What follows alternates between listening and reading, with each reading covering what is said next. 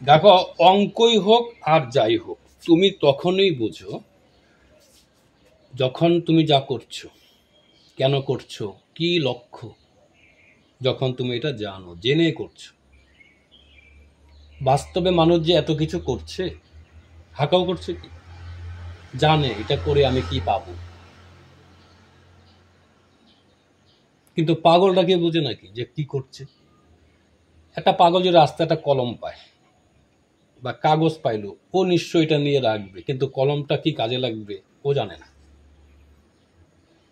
কিন্তু একজন স্বাভাবিক সাধারণ মানুষ কলমটা নিয়ে রাখবে কেন, এটা দিয়ে লেখা যায়, এই উদ্দেশ্যে এটা নিয়ে রাখবে। তা আমি বলছি, আজকে তুমি অঙ্কের বিভিন্ন সূত্র বলো বা বিভিন্ন সাবজেক্টের বলো, তুমি যে তোমার ব্রেনে রাখছো, নিশ্চয়ই এটা কাজে লাগাবে, তাই না? কি কাজে লাগবে এটা জানো, তখনই তুমি বুঝে চলছো। অঙ্ক করার সময় বিভিন্ন স্টেপগুলো নিচ্ছ, কেন নিচ্ছ তুমি জানো, তখনই বুঝো। আর যদি তুমি খালি এমন হয় মনে এটা এই করতে হয়, তাহলে মুখস্থ হয়ে যাচ্ছে।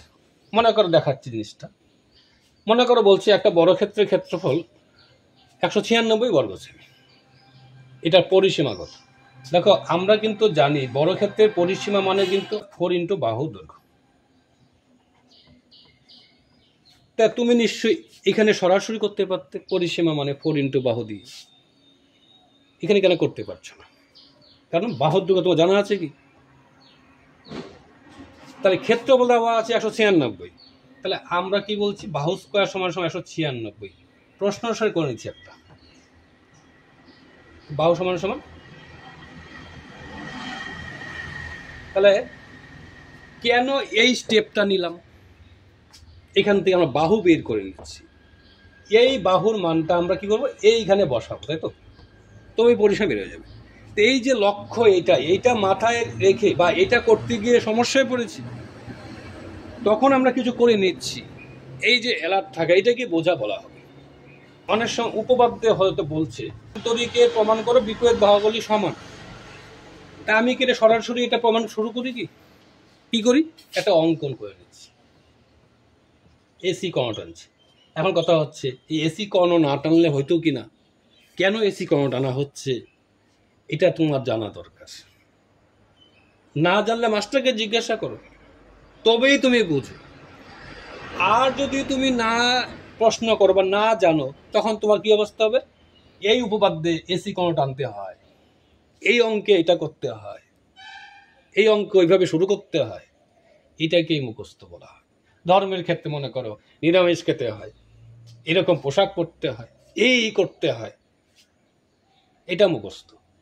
কিন্তু কেন করতে হচ্ছে, এইগুলা করার মাধ্যমে আমি লক্ষ্যে যাই কতটা, যদি এই ব্যাপারে তুমি অচেতন থাকো, তাহলে তুমি যতই এগুলা মনে রাখবে ততই তোমার চাপ সৃষ্টি হবে। কি চাপ হবে না? মনে করো তুমি পূজা করে, সামনে মনে করো দুর্গা পূজা, কম খরচ নয় কিন্তু, প্যান্ডেল করতে হবে, পুরোহিত আনতে হবে, মূর্তি আনতে হবে, আরো কত কি আয়োজন করতে হবে।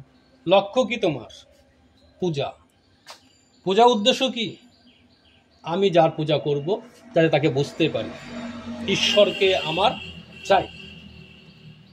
এইবার ধরো তুমি এত কিছু করেও তুমি ঈশ্বরকে পাওয়ার ক্ষেত্রে বিন্দুমাত্রই উপলব্ধিতে আসতে পারো না, তাহলে এগুলো চাপ হচ্ছে না এগুলা? আর যদি মনে করো বোঝো, তখন তো চাপ না, তখন তো মহানন্দ করতে পারছো। মনে করো যে খেলে, হয়তো বুট জুতা পড়ছে, তাই না, একটা বড় মাঠ লাগছে, ফুটবল লাগছে, ও কি বুট জুতা চাপ হয়? ও তো খেলতে সুবিধা হচ্ছে। আর যে খেলতেই পারে না, জানে না বুট জুতা দিয়ে কি করতে হয়, যত বুট জুতা কিনে ততই অসুবিধা হবে, চাপ সৃষ্টি হয়ে যাবে।